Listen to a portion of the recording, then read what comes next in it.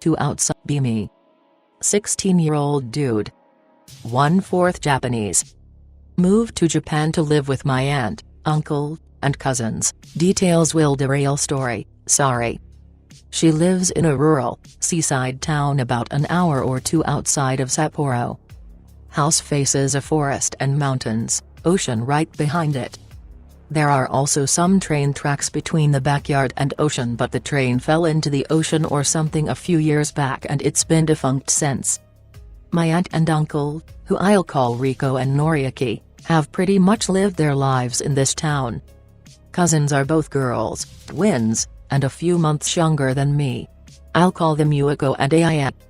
Noriaki is superstitious, mostly because his parents were, too. Loves to tell stories about Youkai, whether they happened to him or someone he knew, they're all really entertaining. Rico doesn't seem to believe it as strongly as he does. She's my dad's sister, our family wasn't ever superstitious. Everything goes pretty well for the first few weeks. Ai and Yuiko introduce me to their friend, Fumika, and we hit it off pretty well. Find out she's just as, if not more, superstitious than Noriaki. Combine that with teenage fearlessness, she wants to find these things. I don't believe in these things, yet, but whatever, she doesn't strike me as crazy. About a month since moving, pretty comfortable there. I like taking walks, so on days off school, I take walks in the forest and mountains to relax. One day be walking as usual. Suddenly giant fucking scream out of nowhere. Sounds exactly like someone being murdered. This is Japan, so can't brush it off to mountain lions. Different scream, from the same direction, deep in the forest. I yell into the forest, who's there? It's totally silent, nothing but my voice echoing. Something about the echo feels wrong, it's delayed and doesn't sound quite like me. Another scream, this time fuck it, I'm not staying around for this bullshit. Turn around and book it back home. Normally it's about a half hour to get to where I was, I walk slow.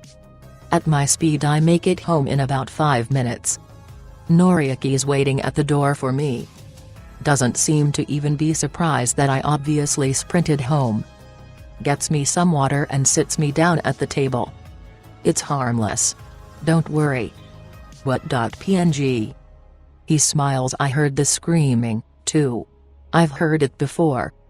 What the fuck? How do you know about that? I ask. I could hear it, he said. Yamabiko are loud, but they're not dangerous. Yamabiko?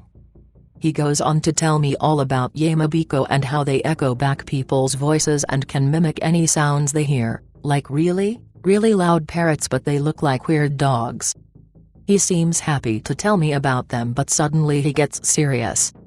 You're lucky that's all you ran into, Anon. There's much worse up there. Fuck, no more walks? Let me come with you next time, just in case you run into those. Kinda liked being alone, but Noriaki was cool enough, so I agreed. We don't bring it up in front of Rico or my cousins because they still think it's a bunch of folk stories. I'm not exactly convinced either, but I take Noriaki a bit more seriously, about 2 weeks after Yamabiko incident. Still walking, Noriaki is good company. Heard some out of the ordinary stuff but nothing of any note. Told Fumika the story and she got excited. Wanted to go to the forest near my house. Okay, why not? Plan to meet a few days later, Aya decides to tag along too. I kinda feel bad breaking my promise to Noriaki, but Fumika is cute and my desire to get laid later outweighs Noriaki. Sorry, man. She shows up, and Aya and I make up something about how we're going to the store or something. Rico is okay with it. Noriaki is a little suspicious, but in hindsight, he might have been nervous. Walk down the street until we're out of their sight, then duck into the forest. Cloudy day plus the tree cover makes the forest darker than usual. Ai already looks properly spooked by the atmosphere, but Fumika is just fucking fearless. Keep on walking for a while, but find nothing. I'm getting jittery. Aya looks like she's about to piss herself, and even Fumika seems uneasy. At this rate we'll just get lost, so we decide to head back down. Thunderclap. Start moving faster, but forest getting darker. Starts to rain, take shelter under a good-sized tree. I have no idea how long we were out there for, we thought someone might come looking for us. Actually we kind of hoped they would. Somewhere between the trees, I see a light. It keeps bobbing back and forth, weaving through the trees. All three of us keep watching the light. AI says it's probably someone else on the mountain that could help us, not exactly sure what she means at first, but she probably thought it was a flashlight. AI stands and calls to them for help. It seems to point in our direction and starts moving towards us, keeping up that bobbing motion. Gets closer and closer, but still can't even see an outline of the person who might be holding it. As it moves towards us, I can't help but think how wrong this felt. Why didn't the person answer us? And it wasn't even that dark, so why have a flashlight? Something tells me to look to my left and I see another one of these things bobbing around, then another. Farther off but getting closer. What the actual fuck? Fumiko looks really scared now. Suddenly, a bolt of lightning lights up the forest. Just the shadows of the trees. Wait. Just the trees. Nobody's holding the fucking lights. I try to tell AI and Fumiko but the words won't come out. As the light keeps getting closer, I notice it's blue, not like a flashlight, and flickering. Keep trying to tell AI, Fumiko is paralyzed, she'd probably already noticed. I keep on shitting myself uselessly. Suddenly we hear someone yelling in the distance, getting closer, fast. Someone's crashing through the forest looking for us. I recognize the voice. It's motherfucking Noriaki. He comes into view, and sees the lights, and starts to really freak out. We sprint towards him, and I pass one of the lights. From what I could see, it was a ball of blue fire a little bigger than my fist. We get the hell out of the forest as fast as we can and get inside. Status: I nearly actually shit myself, AI has pissed herself, and Fumiko is ghostly pale. Noriaki tells AI to take a shower, and when she leaves the room, he gives a cold stare to Fumiko and I. Thinking he's about to blow a fucking fuse, instead just sighs, bad news Anon, I'm running out of related pictures. I ask how he knew we were in the forest. He said he didn't, just felt something wrong and rushed off to the forest. Saw us surrounded by these fire wisps, that's when we saw him too. Calls the fire Unabai, which is identical to a will-o'-the-wisp. Paranormal fire created from a dead animal or person's spirit. Can also be created from strong, raw malice. Lures people away and consumes their life force, leaves nothing but a dead husk behind. Apparently they trap the life force inside of them, basically imprisoning your soul for eternity. The Yamobiko wasn't really that much to spook me, but Jesus Christ, this scared the shit out of me, and Noriaki knows it. Warns me about the forest again.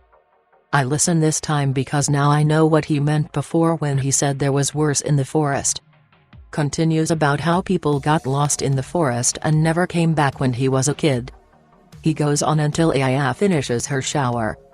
I hear him tell her later that day that it was just a natural phenomenon caused by lightning electrifying some gas in the air, but he knows it's bullshit. Fumiko goes home when the rain lets up some, but it keeps on raining all day and night. Can't sleep well that night. Swear I see blue glows at the edge of the forest. This one haunts me to this day because I can't stop thinking about how we'd fallen right into their trap and how easily they could have killed us. The rest of the spring and summer pass uneventfully. With all our free time in summer break, you'd think we would find something, but nah. Again, very small, insignificant events that were probably something that wasn't Youkai. One day in fall, Noriaki takes Aya, Yuiko, and I to his family grave. Pray, keep it clean, etc. Notice someone off to the side. Woman, really pale and dressed in white. Not quite out of place enough to set off any major alarms, still human. Noriaki notices, whispers not to stare. Stop. No red flags yet because I figured he was trying not to be rude. Yet. We finish, but I can still see the woman. Hasn't moved an inch. Okay, maybe she's just busy. Our car is the only one. Okay, maybe she walked. Start seeing her out of the corner of my eye as we go home. Youkai. Try to tell Noriaki about it. Rico overhears. Goes rigid and leaves the room. No clue what that was about. I assume I saw a ghost, just check in with Noriaki to make sure it doesn't want to kick my ass. He doesn't know. So that night I try to sleep knowing there is a ghost following us around that may or may not want to kill us all. Guess what I can't? Try to make myself forget about it by watching some YouTube. It's kinda weird to listen to English again after speaking Japanese this entire time. Sleep. Next day have school. One of my cousins asks Rico if she was in her room last night. Rico looks confused. No, I wasn't. I thought I saw you come in. Rico tells her it was a dream, but I'm silently shitting myself. Not only is there a ghost that might want me dead following us around, but it's gotten into our house. Great. Ask Fumiko for a hand. Her Youkai obsession has gone away some because of the Unholy, but she still knows her stuff. After an intense questioning session, she decides it's a non-violent ghost that got attached to us because we paid attention to it. Fumiko agrees to come over and see if she can do anything about it, but says there's not much. Fumiko shows up the next day. Nothing especially spooky happened that day, just the usual of seeing it out of the corner of my eye. She instantly says she can feel it. She goes around the house for a while trying to make something happen but nothing does. Looks kind of sad about it, but I really wasn't all for running into spooky ghosts right now. Later that night. Still hard to sleep because, again, spooky ghost. Trying to do so when I suddenly feel a wave of sadness come over me. Not actually sad but more like being next to a friend who's really sad. Stomach turns. Really afraid to open my eyes but I do so anyways. At the end of my room is the same woman from the graveyard. She doesn't look like she wants to hurt me or anything. She doesn't look scary at all, just sad. Fuck, I'd probably say she was kinda cute if it wasn't for the being dead part. Work up the courage to ask what she wants. She just shakes her head and comes closer. Okay, now this is getting weird. She puts a hand on my head. She says something about her son. I'm thinking that this ghost is going to drag me off thinking I'm her son. She takes a hand off my head. She's gone. Never see her again after that. Mid-autumn. Fumiko and I are hanging out without Youkai sometimes. Slow day so decide to head over to her place, which I can ride my bike to. Old house, up on the side of the mountains, so I usually walk my bike up because it's a bitch to pedal up there even though it's not that far up, still in civilization. Since it's on the mountain it's surrounded by forest. Get to her house, she seems happy to see me. Her parents say hi to me, I know they like me. Just play some video with her for a while and time passes really quickly. Need to shit. Excuse myself and go to the bathroom. Might be an old house but it's obviously been updated to be a little more modern. Notice it's getting dark out. Not that odd, since it's autumn. The sun sets at like 7 here even in summer. Still means I've been here for a few hours though. Through tiny toilet window see a dog or something moving through trees. Just assume it's someone's dog they let off the leash. Shit, wash, and go back downstairs. Go back to Vidya. Big sliding doors in the living room so I can see the tree line well, keep feeling like I see something moving in the tree line but every time I try to look at it, it stops. Whatever. Kick Fumiko's ass in Sviv. Turn to her to be a smug bastard about it. She's staring at the tree line, ask why. Oh, I thought I saw a dog out there. I saw one earlier, it's probably one of your neighbors. None of her neighbors have dogs. In that case it's probably a stray. We did have a classmate who lost his dog, so maybe that was it. Open sliding door, call to dog. Can still see shape moving around in tray line. Seems to be closer and we can see it better, definitely a dog, but doesn't come. Go back inside after trying and failing. By this time I'm almost ready to leave. Check outside again. Fucking dog is sitting in a tree like it's the most normal thing. As far as I remember, dogs aren't known for their ability to climb trees. Point it out to Fumika, and she looks over. Dog thing seems to get a little bigger and jumps out of tree. Glides to the ground. The reason it looks bigger is because this thing has wings. Yeah, fuck that. Tell Fumika I'm going to go home. She tells me not to leave the house and calls for her dad, tells him about the dog. He leaves the room and comes back with a baseball bat and a little notebook. Goes outside, starts yelling at the dog, didn't really catch most of it. Dog runs off into forest. Fumika says it's okay for me to leave. Ask her what that was. She says it's a hey I knew, but her dad says it's not. The only hey I knew I've heard of has been dead for hundreds of years, he said. Instead, he thinks it's a kitsune or other shape-shifting Youkai that likes to take the form of hey I knew. Apparently it's been around the house for a few years, but never hurt anyone, just likes to mess with them. I don't really care what it is, I just go home as fast as I can. Thankfully no winged dogs, this one still freaks me the fuck out, one of the scarier things that happened to me. The only abnormal thing that happened during the winter was how much it fucking snows in Hokkaido. Nothing really happens during spring, except Fumika starts coming on to me. Nice. Summer break. It's several weeks, no longer than a month in Japan Q's year-round school.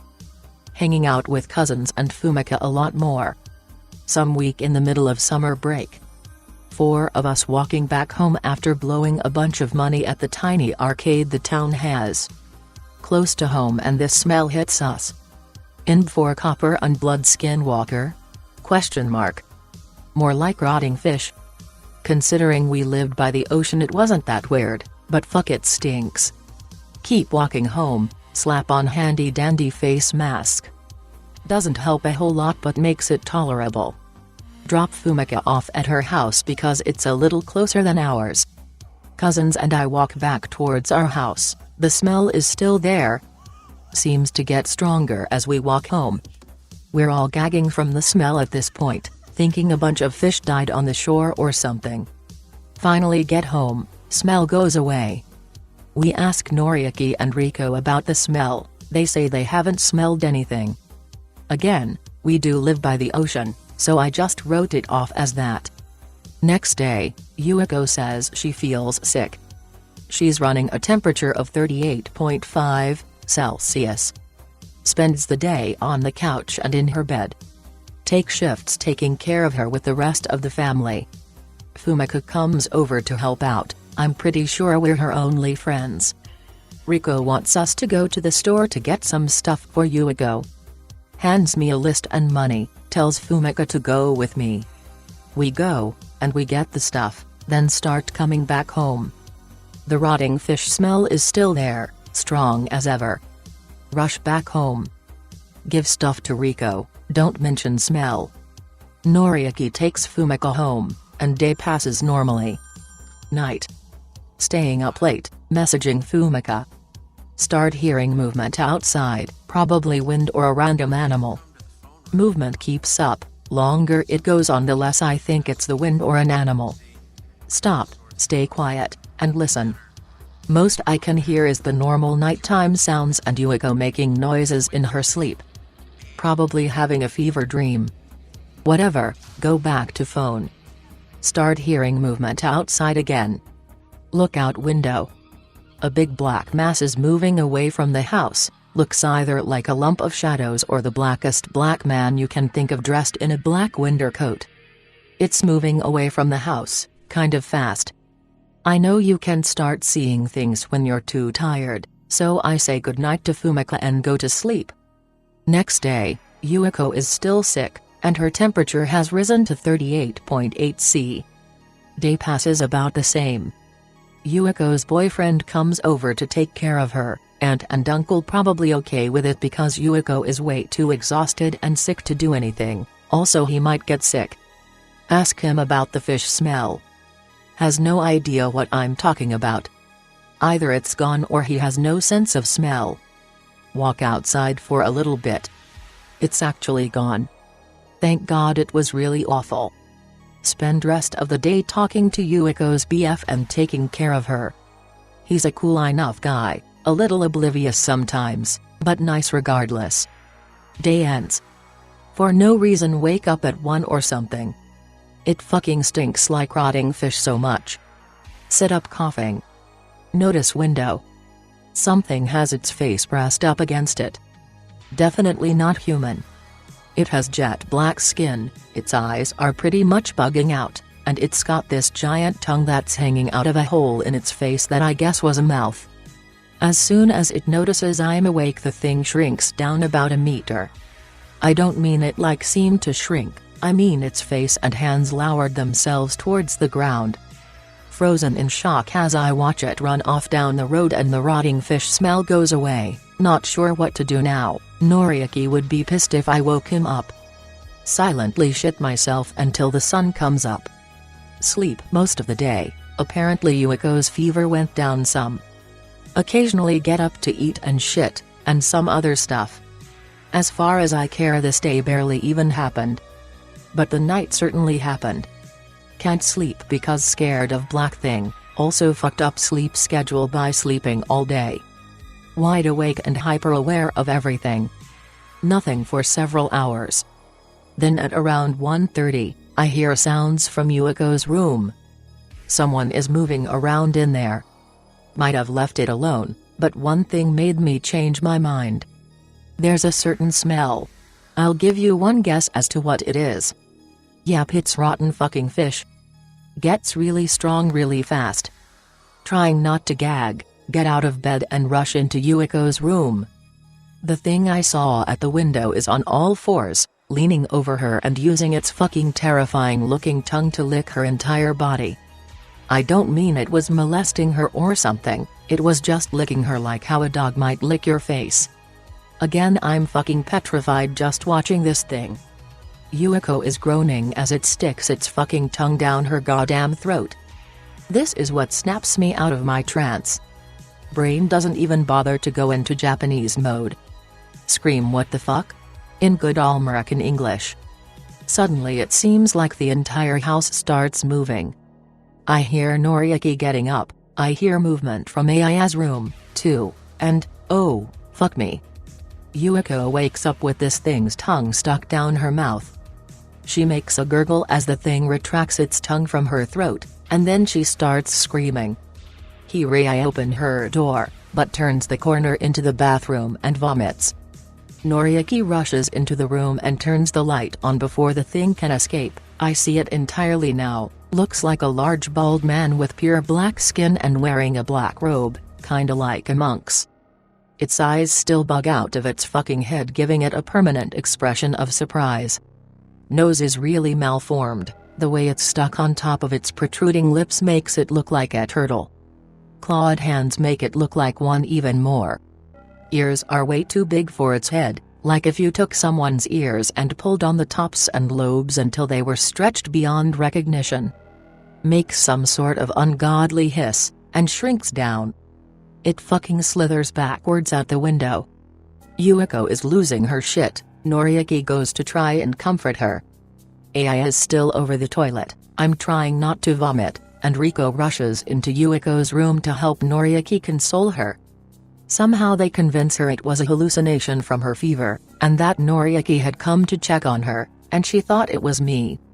That apostrophe's bullshit but I believe it.png. In the morning, Noriaki goes with me to the town's temple and talks to the priest.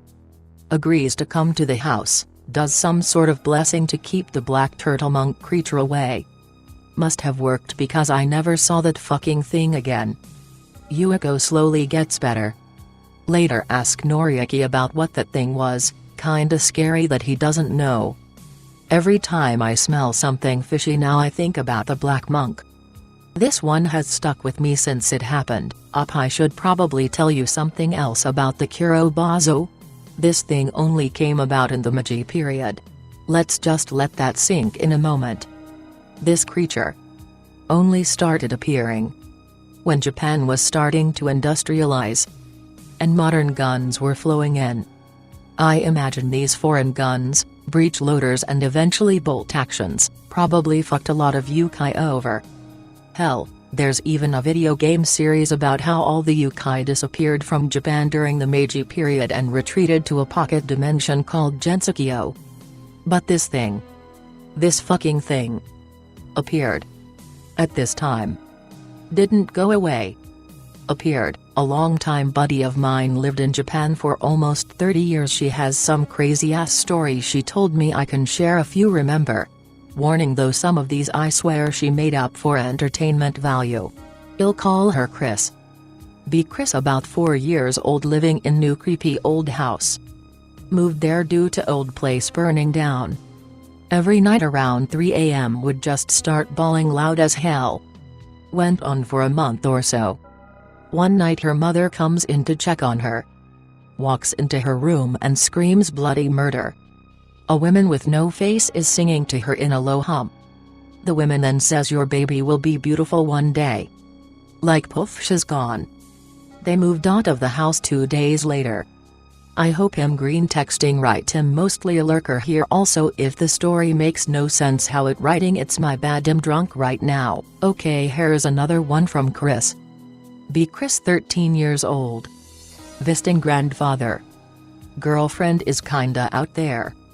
Has very strict rules in about 6 p.m. only 20 minutes to eat, must have some sort of fish every meal, no phones etc. Lives in bumfuck nowhere. Chris is there for around 3 months due to parents going overseas. About 2 months in, girlfriend gets even crazier, boarding up windows, not allowing her to go out past 1 p.m. Ask why? Oh, because this is around the time of year bears come around, and if they see the light from the house they will snoop around. Oh ok. One night there's a lot of bangs in the house. Chris can't sleep, goes downstairs, sees girlfriend taking a huge plate of fish and cucumbers to the door, opens it, tosses the whole plate out the door super quick. Ask what the fuck are you doing? Oh, the bears were getting too close to the house, so I give them fish and they go away. What? Just go back to bed. Next morning girlfriend is gone, left a note on her door saying he needs to head to town for more supplies. About an hour later there's scratching at the door and window, sounds like something really wants in. Churs looks out a small hole in the window, screams due to a weird-looking monster with a yellow beak. Sounds get louder and louder now, hearing low moans, runs upstairs, hides in room with doors locked and under the bed. 6 hours later girlfriend returns home. Chris runs downstairs with a large book, almost hits girlfriend with it. He screams, "What the hell has gotten into you?" She tells him what she saw. Girlfriend goes pale, fear in his eyes. Explains there's 2 couples who live in a nearby river. They come out around this time of year. He says the person who lived here before was a serial killer who gave the couples parts of his victims, and he gives them offerings of cucumbers and fish for them to go away. But now that they know she is there, it's even more dangerous for her. Calls her aunt to pick her up until parents come home. Few years later girlfriend moves to the city due to his failing health. A longtime buddy of mine lived in Japan for almost 30 years. She has some crazy-ass story she told me. I can share a few. Remember. Warning though, some of these I swear she made up for entertainment value. I'll call her Chris. Chris, about 4 years old, living in new creepy old house. Moved there due to old place burning down. Every night around 3 a.m. would just start bawling loud as hell. Went on for a month or so. One night her mother comes in to check on her. Walks into her room and screams bloody murder. A woman with no face is singing to her in a low hum. The woman then says, "Your baby will be beautiful one day." Like poof, she's gone. They moved out of the house 2 days later. Alright, I will try to recollect probably one of my most weirdest nights to date. A lot of it may just me being schizo though. Me, about 14-15. coming around to the end of a normal day. I can't remember what led up to this, but it was definitely out of the blue. It was about 12 p.m. In my bed, as I usually am, watching BS on my TV. I have insomnia, so I don't sleep much. Maybe a factor to this story. Disu. Flashing lights from the TV. I can't remember sound. During a flash, there was a woman by the door at the door of my bed. She resembled the hag previously mentioned. She stood in absolute serenity. I just kind of laid there staring. She had a ragged link shirt looking kind of shit and had black hair covering her face. A very uncanny resemblance to the girl in The Ring. The next thing I can remember is being asleep. Calmly might I add, when a feeling of obscure pain overtook my body. I kind of just tensed up and groaned at the pain. I couldn't move or talk. I just felt pain. I felt like third person. It was me, but I wasn't in my own perspective. I don't know the answers to any of this, but I hope someone got something out of it. For another few months everything stays away, probably because of the blessing. Fall passes, nothing happens, winter comes. Fumika and I have started dating now, see her regularly. Her parents are okay with me coming over. I usually ask Noriaki to take me to her place because it's colder than Frosty's balls and the road's way too snowy to walk on. He's fine with it because he's friends with her dad and likes to see him anyways. Sometime mid-December, over at her house. She and I are just huddled under a blanket watching TV together. Noriaki and her dad are talking and seem to be having a good time. Comfy as fuck. Maybe about 2 or 3 hours, I notice that Noriaki and her dad have stopped talking. Look over at them, they're both just staring out the sliding doors at the trees. Turn to look out there. Not sure what I'm looking for, but remember the hey I knew or kitsune or whatever I saw before and think maybe that's it. Fumika seems to catch on. Soon we're all staring out there. Try to ask Noriaki what he's looking at, he just shushes me and points outside. Can almost make out a shape in trees. Still thinking it's what I saw before, but can't tell it from the trees because it blends in well. I see movement, and that's when it hits me. Whatever it is, this motherfucker is big. Okay, it might not have been that big, but compared to any normal animals I saw out there it was larger. Maybe it was a bear? There is a species native to Hokkaido, something like a grizzly bear, but they never saw one in these woods. Besides, it was winter, and they should be hibernating. Go back to watching TV, maybe it hadn't slept yet or woke up to eat or something. Fumika's dad gets up and closes the curtains of the window in the kitchen, then goes to the doors and draws the curtains. Okay. A little later Noriaki tells me we're spending the night, says it's because of the snow. Didn't think it was snowing that much. Whatever, I don't care. Send a text to Riko, says Noriaki already told her. Eat dinner with Noriaki, Fumika, and her family. They let me shower, and put a futon down on the living room floor. Since they only had one, Noriaki volunteered to sleep on the couch. Just chill with Fumika until I almost drift off, around 23:30.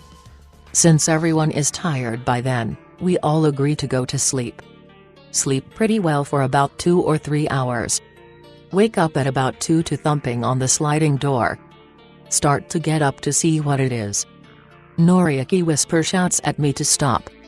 Almost shit my pants because I didn't know he was awake and all I could think was oh fuck, the black monk came to finish the job. Tells me it's just a curious animal, and if I move too much, it might hear it and get spooked.